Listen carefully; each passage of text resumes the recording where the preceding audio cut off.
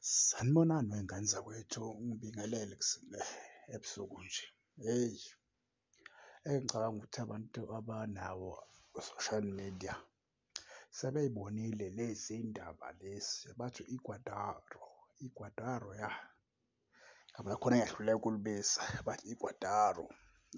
Sekuvele ukuthi i-Kaizer Chiefs isimsayinile okuyi-striker ebesidlala kumaZulu.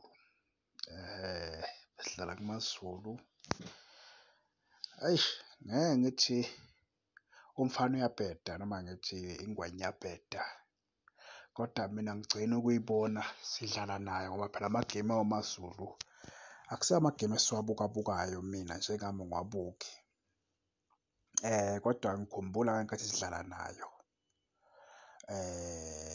la wayengathiwa usiminya khona umjida. Ya, yena hhayi bafethu akusiyo i-striker esibhedayo lesi. Engicabanga ukuthi ey'straykheni esinazo so far ungcono, yabo, ungcono. Umjida uyashesha, uyakwazi ukuheda.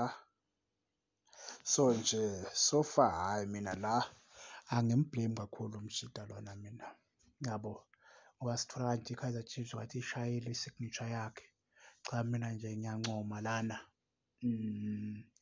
akabhedi kakhulu umjida.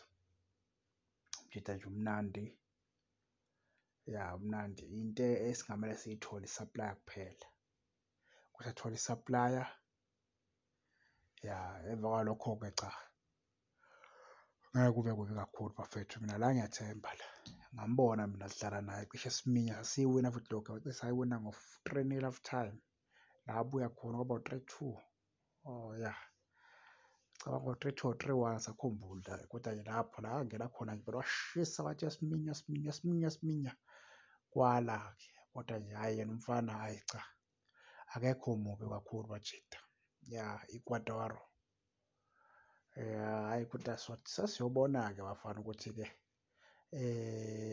uzomisa kanjani uma esekhona enkundleni ngoba phela ijezi le-Chiefs libuye lisinde wey'ngane zakwethu, libuye libe namandla leliya jezi. Uthole ukuthi umuntu usuka engconywana ethimini afike afe kwi-Chiefs, afike aphinde abonakale. Kodwa-ke asike simnike ithuba ngoba kuyashiwo nje ukuthi hhayi ulinde i-visa yakhe ukuthi ayithole ezohamba ne-squad esizohamba siyodlala le eNetherland, ya nge-11. So nje hhayi, all the best Mjida.